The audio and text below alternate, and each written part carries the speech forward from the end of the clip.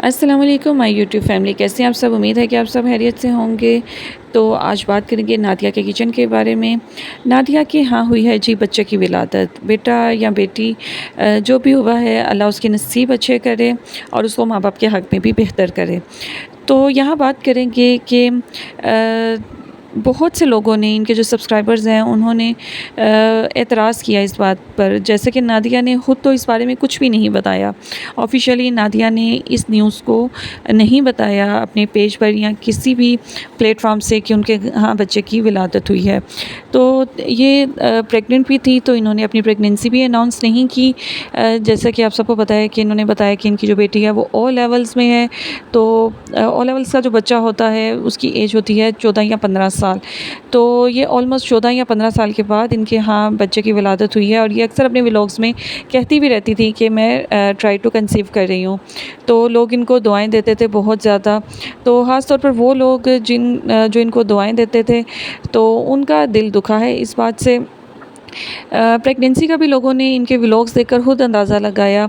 जिस तरह से ये आ रही थी अपने व्लॉग्स में, ज़्यादातर तो ये आती नहीं थी, लेकिन कुछ जगहों पे ये जितना भी खुद को छुपा रही थी, तो इनकी फ़िज़ीक से प्रोमिनेंट हो रहा था कि ये प्रेग्नेंट है। तो लोगों ने इनके व्लॉग्स देखकर इस बात से अंदाज़ा लगा लिया था और इनको मुबारकबाद भी दी थी। लेकिन नादिया ने बिल्कुल भी सामने आकर या कमेंट के थ्रू नहीं बताया कि वो प्रेग्नेंट हैं। बहुत से लोगों ने ये भी कहा कि पहले मुझे अच्छी लगती थी, अब अच्छी नहीं लगती, इस वजह से कि ये झूठ बोल रही हैं। तो उन लोगों को यही कहना चाहूँगी कि आप क्या चाहती थी कि वो अपना पूरा जो 9 मंथ है उसको कैश करती, अपनी प्रेगनेंसी को कंटेंट बनाती, आपको सब कुछ बताती कि मैं क्या डाइट ले रही हूँ, मेरा कौन सा मंथ चल रहा है, आपके साथ अपने अल्ट्रासाउंड शेयर करती और आपके साथ अपना जो बेबी बम्प है उसका फ़ोटोशूट करवा कर दिखाती। नादिया का तो शुरू से ही कंटेंट किचन का रहा है और घर से रिलेटेड उन्होंने कभी भी अपने जो पर्सनल मैटर हैं वो सोशल मीडिया पर नहीं बताए।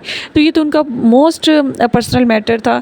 अल्लाह ने अगर आपके बच्चे को पर्दे में रखा हुआ है, आपकी प्रेगनेंसी जो है आपकी अल्लाह ताला ने पर्दे में रखी हुई है, तो उसको दुनिया के सामने क्यों शो ऑफ़ करवाना। और बहुत अच्छा किया उन्होंने नहीं दिखाया। इतने साल के बाद उनकी प्रेगनेंसी हुई तो ये बहुत कीमती उनके लिए था।